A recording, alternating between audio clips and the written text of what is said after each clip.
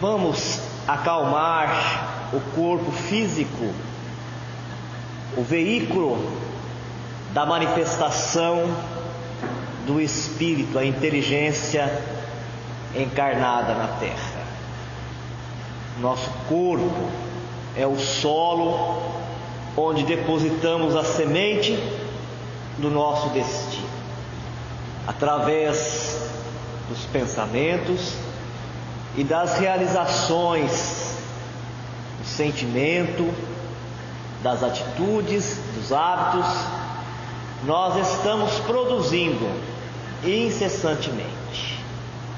Numa atividade como esta, é importante diminuir o ritmo biológico para que a consciência se expanda e consiga lançar as suas projeções para todas as dimensões, de preferência aquelas mais elevadas, onde se cumpre a vontade de Deus, onde se vivencia de forma natural, espontânea, de boa vontade, as leis divinas, para colher a inspiração, o entusiasmo, para se encher de coragem, de esperança e otimismo, na medida que se compreende, numa compreensão íntima, num convencimento espiritual de que somos criados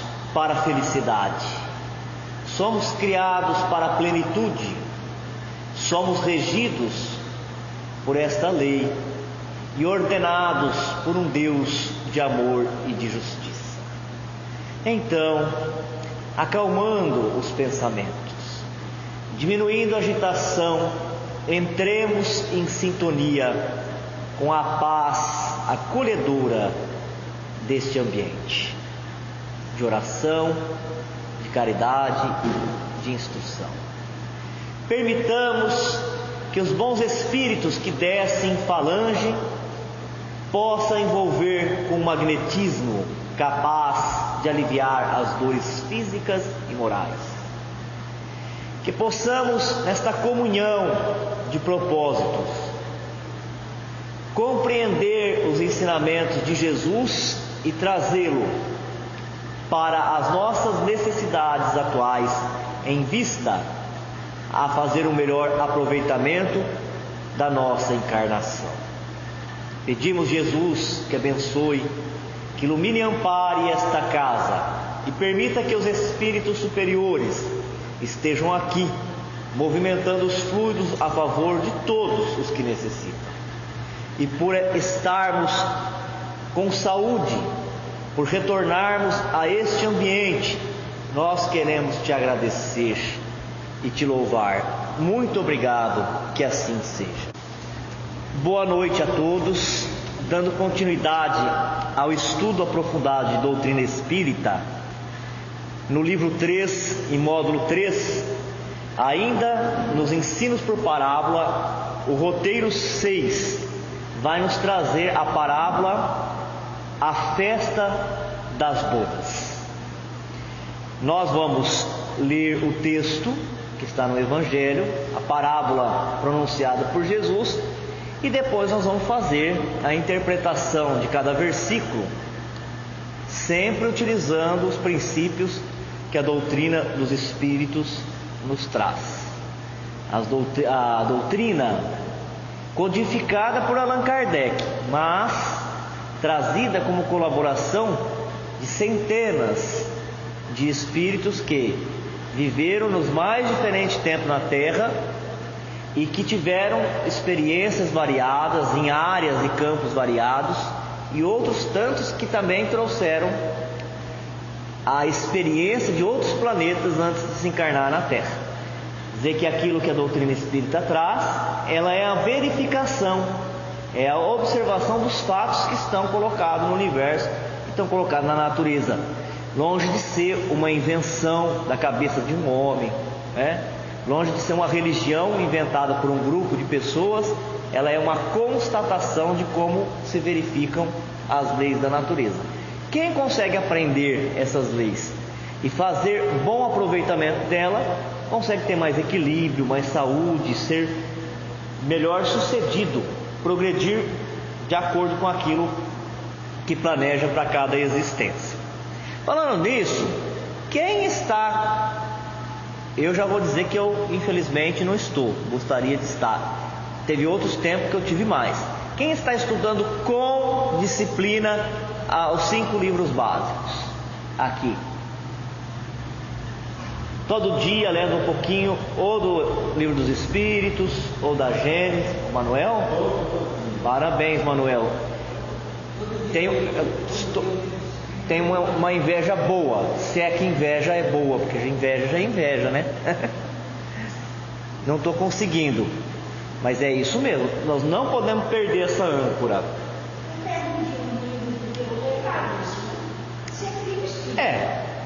Mas é bom você pegar a linha condutora, seja de qual for, né? Para não se perder. Fazer pesquisa, você lê pouco, não precisa ser bastante, mas com bastante aproveitamento. Surge uma palavra que você não saiba, ir no dicionário, fazer anotação no rodapé. Mas não podemos perder a âncora, porque a nossa doutrina é a doutrina espírita. E esses 5 livros de Allan Kardec é o que nos dá a direção para a gente não se perder, porque senão daqui a pouco a gente não sabe mais, né? Perde a identidade.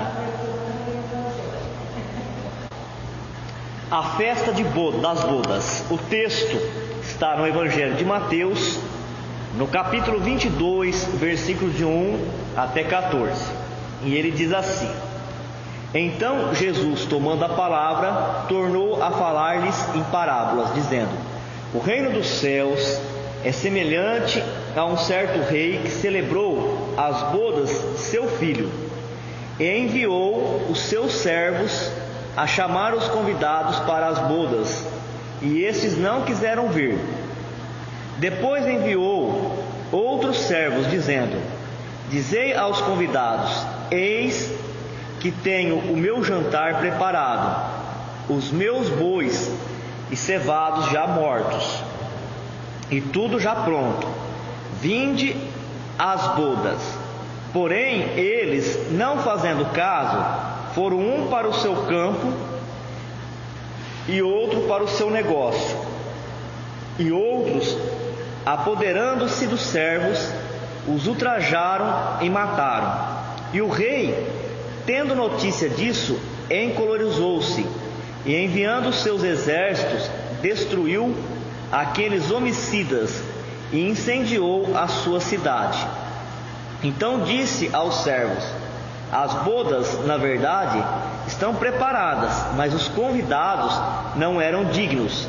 E depois das saídas dos caminhos e convidai para as bodas a todos os que encontrardes. E os servos, saindo pelos caminhos, ajuntaram todos quanto encontraram, tanto os maus como os bons, e a festa nupcial ficou cheia de convidados. E o rei, entrando para ver os convidados, viu ali um homem que não estava trajado com veste nupcial, e disse-lhe: Amigo, como entraste aqui não tendo veste nupcial? E ele emudeceu. Disse então o rei aos servos: Amarrai-o de pés e mãos, levai-o e lançai-o nas trevas exteriores. Ali haverá pranto e ranger de dentes, porque muitos são chamados, mas poucos escolhidos. Mateus capítulo 22, versículo de 1 a 14.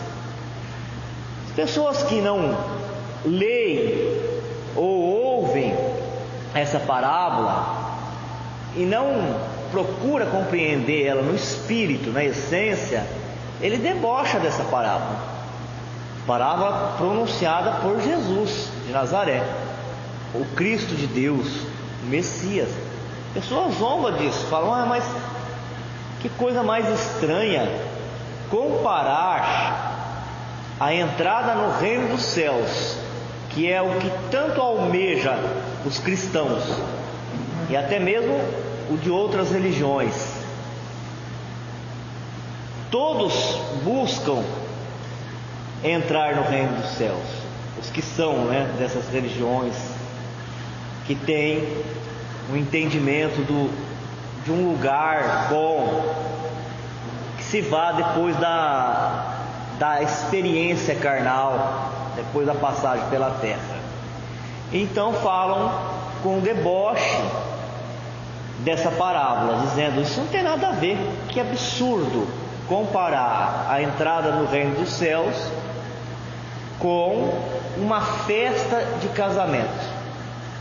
O que tem a ver uma festa de casamento que o pai dá para o filho com a entrada no reino dos céus?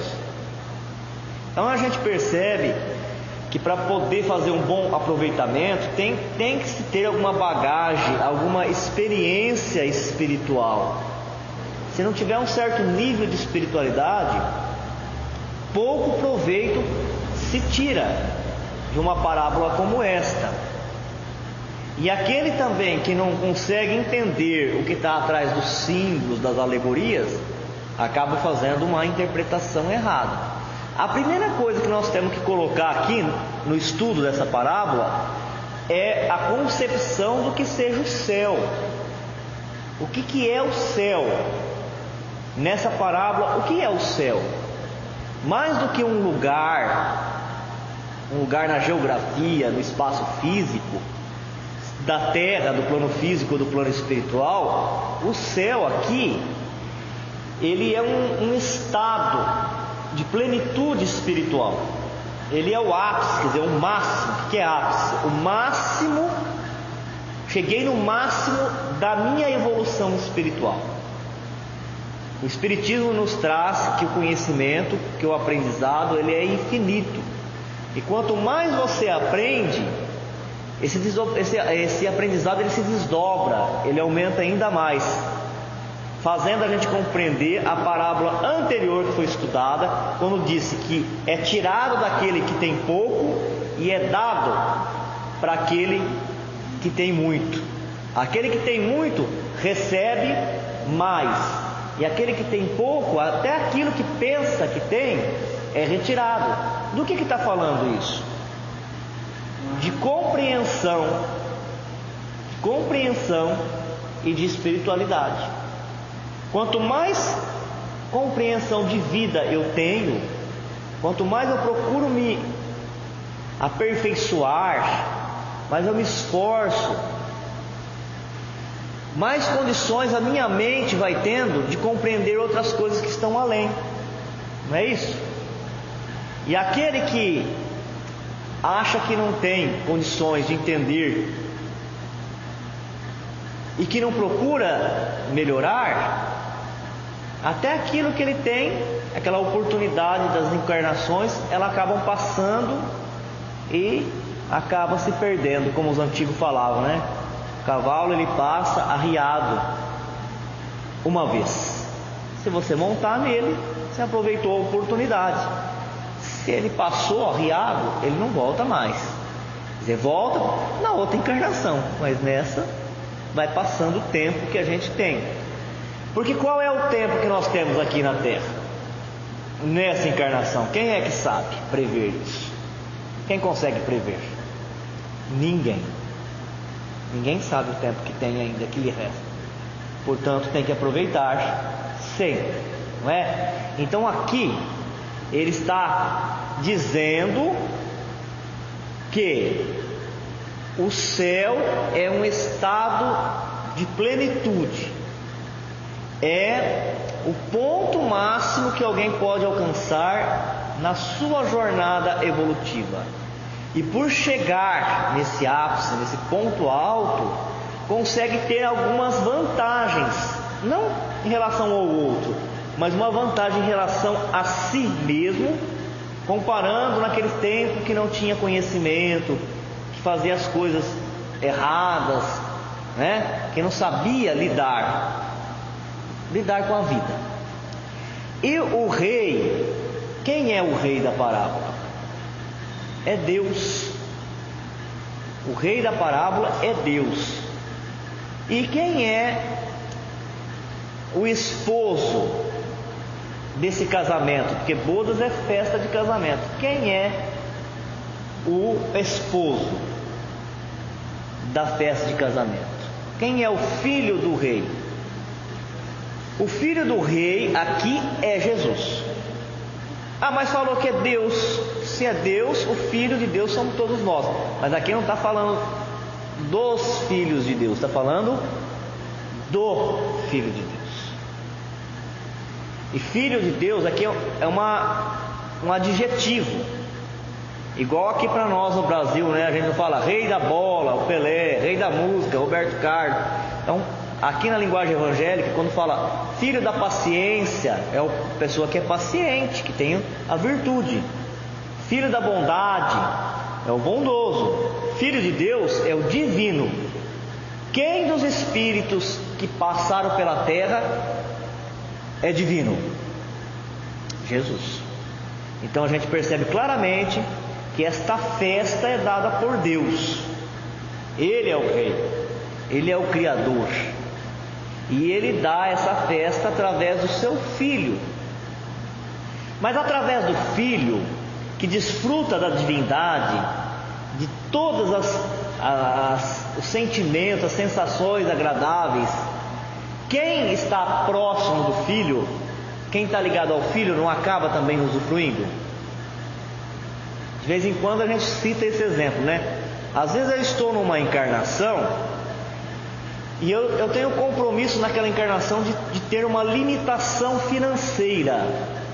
É o campo da aprendizagem que eu tive. O Espiritismo, ele não é doutrina de tolos, nem de medíocres. Ninguém está falando que ser rico é ser ruim e que não é para querer ser rico. Está dizendo que nós espíritos, encarnamos com várias missões, com vários compromissos. E às vezes nós mesmos nos impomos ter um limite, ter um piso financeiro e ter um teto. Não é isso? Ó, vou viver 70, 80 anos lá, eu vou ter um piso, não vou viver abaixo disso, mas também eu vou ter um teto. Toda vez que eu for, ter um teto, eu abaixo. Fui eu que escolhi, é um compromisso para eu estagiar nessa faixa, que eu tenho que tirar aprendizado nisso. Aí não pode ficar revoltado depois, ficar revoltado, ó.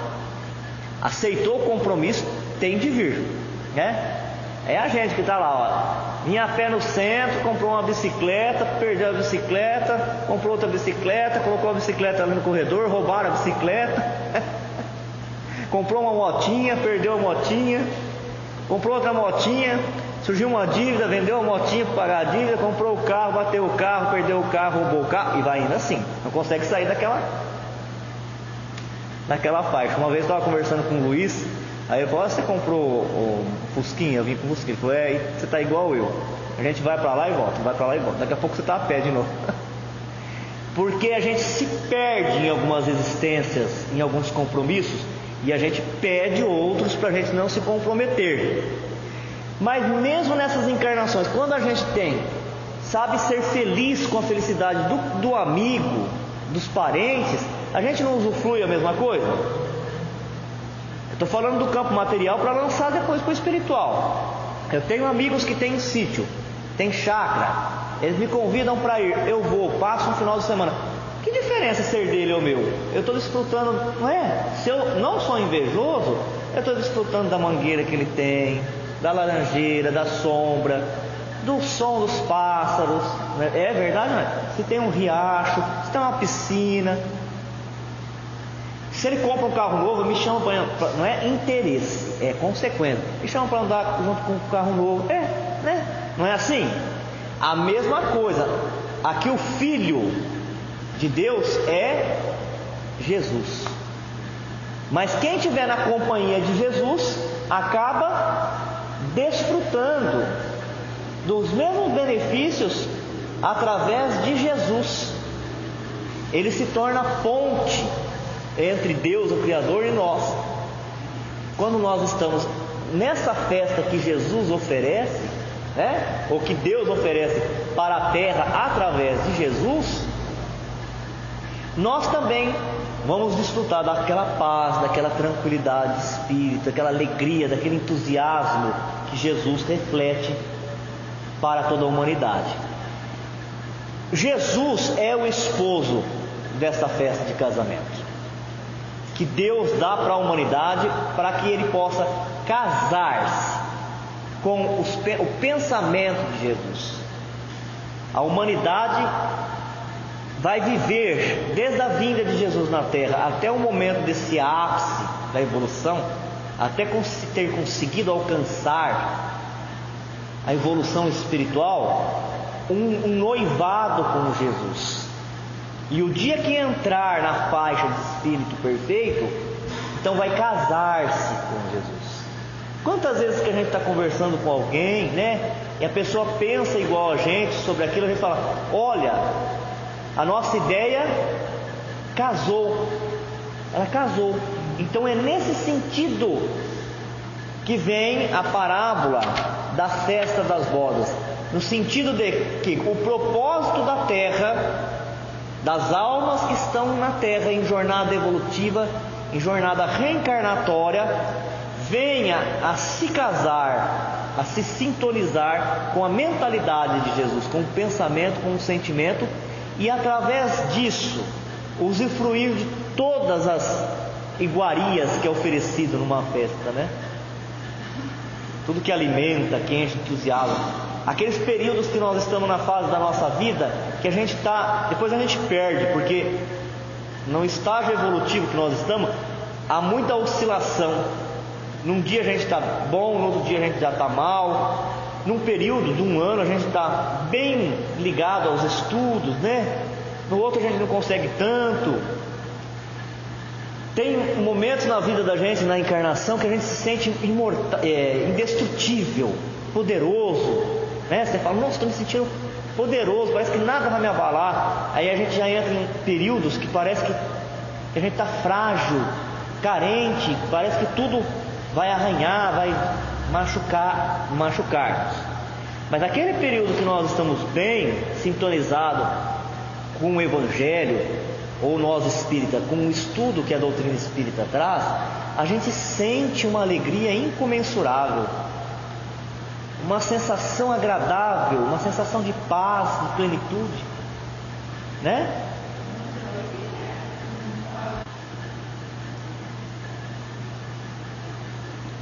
E nessa parábola, Jesus também faz um breve apanhado da história, da busca que a espiritualidade maior tem de trazer a elevação para a Terra, de trazer a evolução espiritual, o aprendizado que é dosado. Cada tempo é enviado, né? Os missionários, é sempre dosado. E aquele ensinamento que aquele missionário traz, ou aquele grupo de missionários trazem para a Terra, é dado um tempo para compreensão dos espíritos que vêm se reencarnando e para a aplicação dele. Então vamos voltar para o texto. Olha lá, um rei, ele quis dar uma festa de casamento para o seu filho, e ele mandou preparar a festa de casamento e colocou ali na festa para ser oferecido o melhor boi, o melhor cevado, né?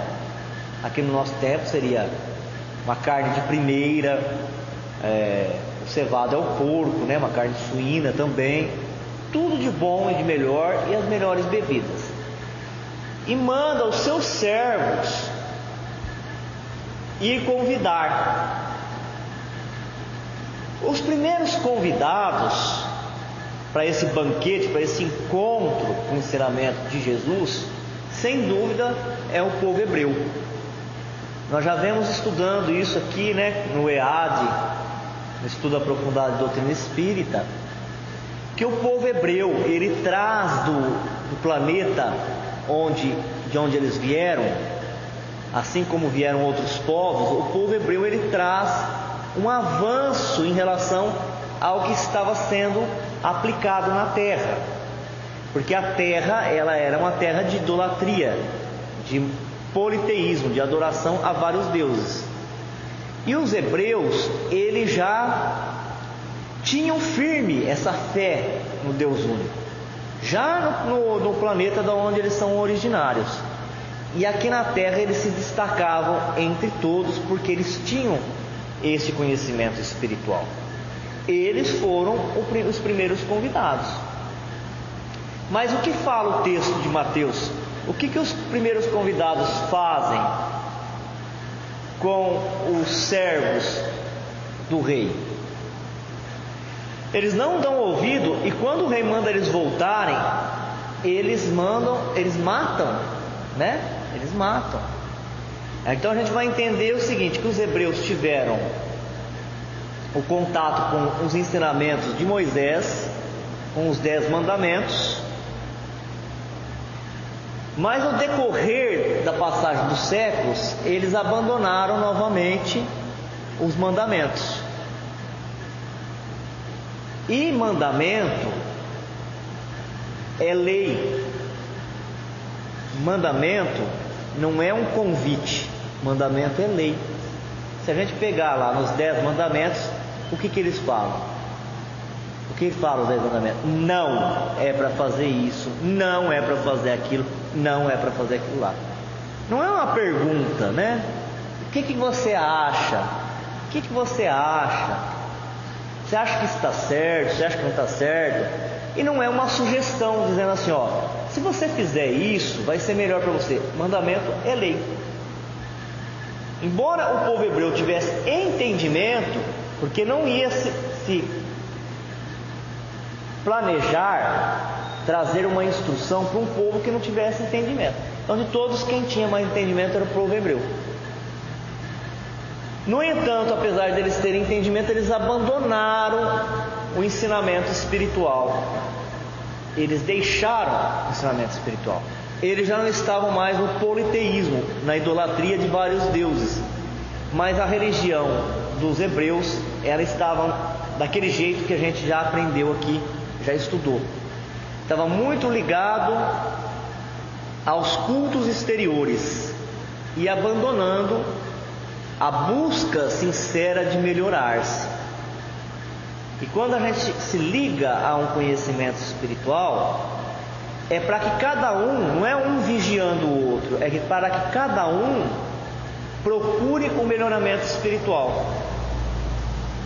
Então, a espiritualidade, junto com Jesus, planeja a vinda do próprio Jesus para a terra, para resgatar o que estava sendo desvirtuado, o que estava sendo abandonado. E Jesus encarna-se na terra para reviver os mandamentos, né? E trazer como prioridade o amar a Deus sobre todas as coisas e ao próximo como a si mesmo. Amar a Deus sobre todas as coisas, amar ao próximo, fazer todo o bem que puder para o próximo.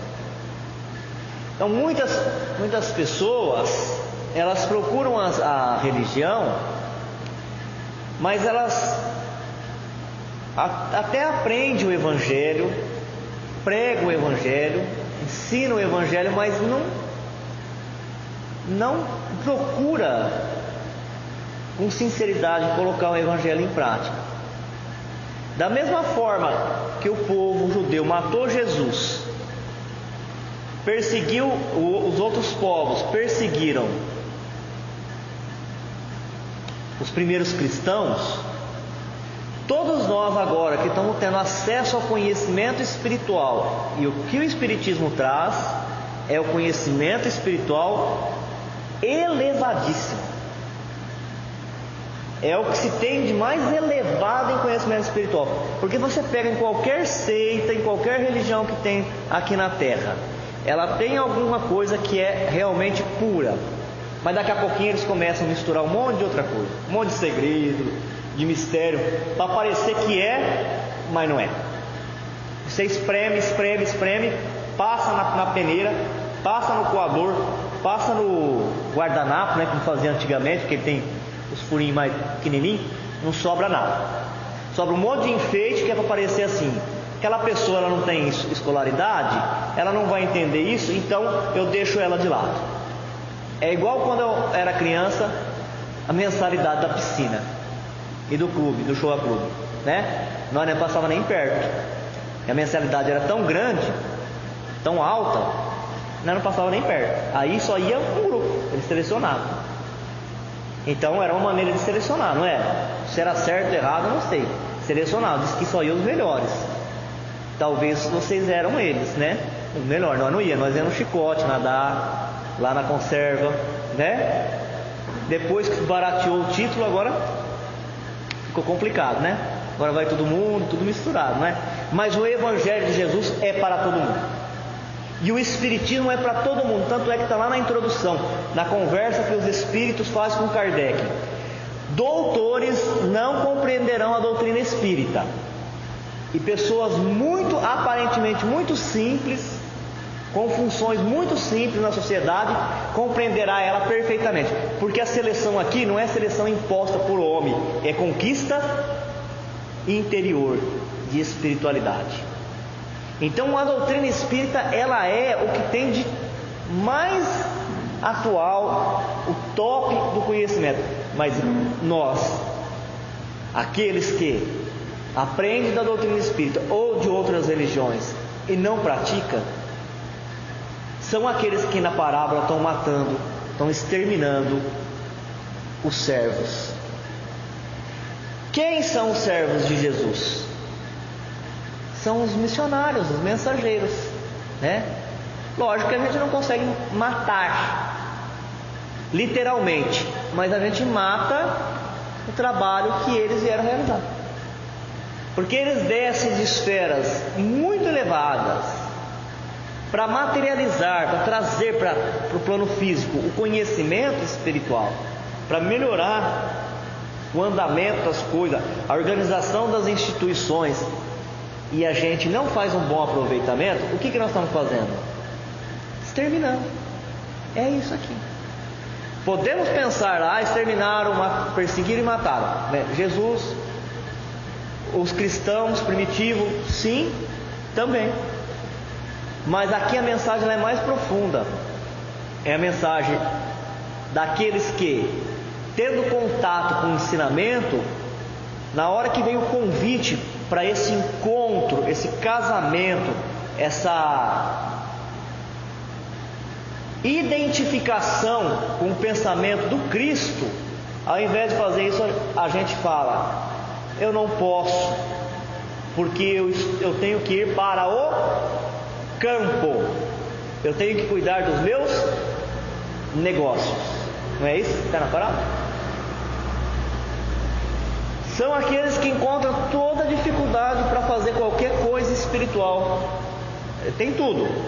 Tem passeio, lazer, tem trabalho, tudo. Só não tem tempo para se espiritualizar. É o que fala na parábola. E no caso dos hebreus, né, que ele fala assim: aí o rei se irou, porque mandou convidar, a festa estava pronta, o melhor novilho, o melhor cevado, e eles não quiseram. Mataram os servos do Senhor, e alguns com a desculpa de que não posso ir no casamento porque eu tenho que ir para o campo, quer dizer, para o lazer, né?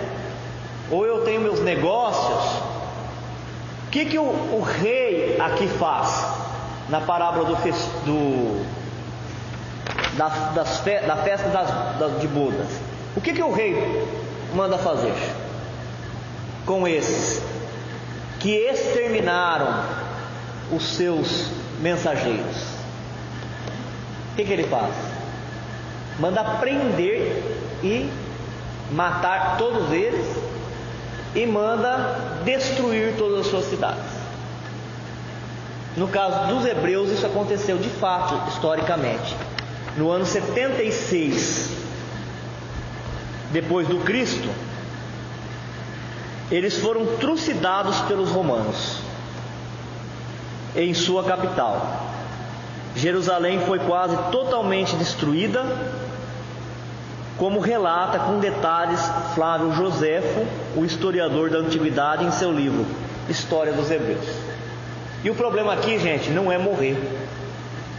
O problema aqui é morrer fisicamente? Não é morrer fisicamente. Morrer fisicamente, todo mundo vai morrer fisicamente. Aqueles que estão seguindo Deus, as leis divinas, vão morrer. Aqueles que estão seguindo Jesus vão morrer. Aqueles que estão seguindo Maomé vão morrer. Os ateus vão morrer. O problema não é morrer, o problema é morrer espiritualmente, quer dizer, estar preparado para dar aquele ápice, aquele salto na sua evolução através do trabalho que vem realizar e perder a oportunidade. Dizem os espíritos que é a sensação mais terrível que tem, porque lá não tem como desculpar, não tem como falar, mas eu tinha que fazer isso, eu tinha que fazer aquilo, eu não tinha tempo. Para quem que vai desculpar? Desencarnou, você vai desculpar isso para quem?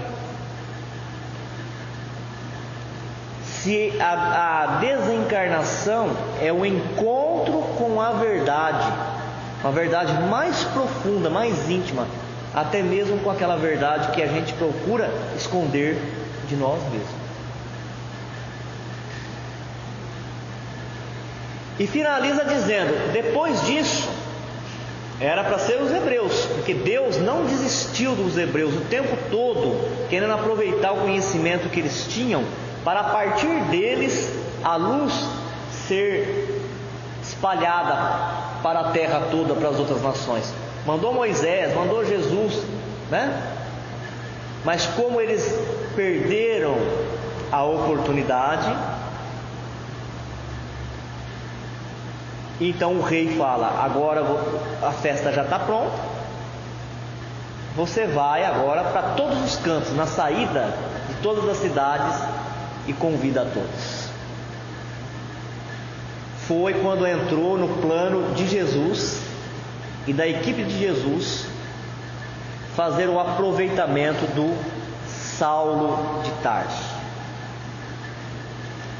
Porque de todos os hebreus, os que mais atrapalharam esse plano foram os fariseus e os saduceus. Os fariseus era daquela religião da mais destacada dos hebreus, os que tinham os doutores da lei. E o saduceu era um grupo menor, menos expressivo, mas também faziam oposição ao Evangelho, faziam oposição aos ensinos de Jesus. E como eles tinham domínio, pelo orgulho deles e pelo egoísmo, eles atrapalharam todo o resto da nação deles, todo o agrupamento espiritual. Tanto é que uma vez Jesus, conversando com eles, chama eles de hipócritas, fala que os fariseus são hipócritas, que eles ficam na porta do céu, com as mãos abertas e as pernas abertas, e não entram e não deixam ninguém entrar. Que raça de víbora que vocês são! Hipócritas, sepulcros calhados por fora, podridão por dentro. Quer dizer, tem um verniz por fora, tem a aparência de ser, mas não faz nada do que sabe que tem que fazer e não deixa os outros fazer, fica atrapalhando, confundindo, Então aí Jesus e a equipe dele, que tem o compromisso de espiritualizar a terra, mudou de plano. Agora então nós vamos aproveitar o Saulo de Tarso e vamos depositar a semente dos princípios do Evangelho para as outras nações, para todos, estender o convite para todos. O plano inicial, aproveitar os hebreus, que era monoteísta, acreditava num Deus único, trazia uma tradição forte de espiritualização já de outros planetas, mas eles rejeitaram todas as oportunidades. Vamos espalhar essa semente, em algum lugar ela vai cair e vai germinar. E aí, nessa oportunidade que o Paulo, o Saulo, sendo transformado em Paulo de Tarso, se transforma no apóstolo dos gentios. Os gentios, sabe quem que é os gentios para o povo hebreu? Quem assistiu Chaves aqui? Todo mundo assistiu Chaves, Lembra do Chaves? Chaves, todo atento olhando na TV. O que a dona Florinda falava para a belezinha do Kiko lá? Não se misture com essa gentalha. E todo o resto do mundo para os hebreus era a gentalha. Aqui no Evangelho está mais enfeitadinho, os gentios. Os gregos, romanos, o resto, era gentil, o povão. Então, agora, Jesus decide, através de Paulo, que se tornou o grande apóstolo, esparramar a semente do Evangelho para a gentalha. E não é que ela prosperou? Aí ela prosperou. Aí a gentalha toda começou a se aproximar dos ensinamentos, ficava encantado com aquilo. Aquela população triste, sofrida, doente, miserável, chorava quando os apóstolos ensinavam as coisas do mundo espiritual elevado e o que estava reservado para aqueles que fizessem as coisas certas. Então eles choravam de alegria. Por quê? Se ele pensasse na vida terrena aqui, eles não iam ter sorte nenhuma. Não tinha tido, já estavam com uma certa idade, estavam numa miséria danada, não ia ter. Então, quando havia promessa, que é a verdadeira promessa, de que a vida não acaba, que ela segue triunfante, que a gente tem várias experiências em encarnações, sucessivas, enchia de alegria e de esperança o olhar daquele povo. Então eles começaram a se aproximar da festa. Mas quando o rei chega,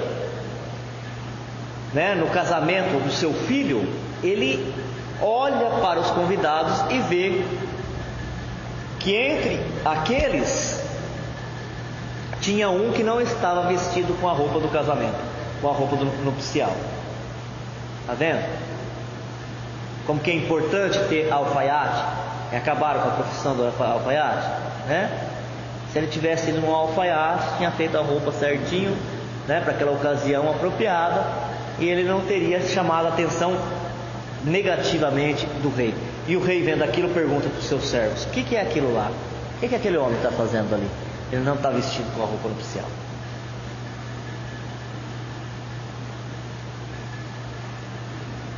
Vá lá, amarre as mãos e os pés dele e põe para fora, põe para as trevas exteriores. Se nós, agora encerrando o estudo de hoje, se nós começamos o estudo definindo o que é céu aqui, não foi isso que nós começamos fazendo? Que o céu era um estado de plenitude daquele que, por ter trabalhado, se esforçado nas encarnações, conseguiram o máximo, o ápice da sua encarnação e entrar em sintonia com as ideias e com o sentimento do Cristo. Ele finaliza falando que aquele que não está vestido adequadamente será colocado para fora desse estado. As trevas exteriores, onde haverão choro e ranger de dente, também não é um lugar específico, mas é uma condição. O espírito que não entra nessa condição de afinizar-se com as leis, com os mandamentos, ele então gera para si encarnações dolorosas. As encarnações dolorosas é as trevas exteriores. Não por estarmos num corpo físico, mas por estarmos fora da possibilidade de compreender Deus, de compreender as coisas de Deus e de sentir a tranquilidade, a serenidade, o bem-estar que vive todos aqueles que já estão casados, alinhados com o seu propósito. E aí nós podemos citar os cristãos primitivos, porque mesmo indo para a fogueira, mesmo indo para as cadeiras que eram preparadas para a tortura, mesmo indo para a mandíbula das feras, das panteras, eles iam com alegria, porque eles estavam casados, sintonizados, estavam colocados dentro desse plano que nós chamamos de céus. Então, enquanto nós, pela falta de aproveitamento do aprendizado espiritual que nós estamos recebendo, não alcançarmos essa condição, nós ainda estaremos nas trevas, exterior, para fora dessa sensação, para fora desse sentimento de alegria, de felicidade real. E quanto ranger de dente que a gente encontra, E quanto ranger de dente. que a terra está vivendo, está experimentando.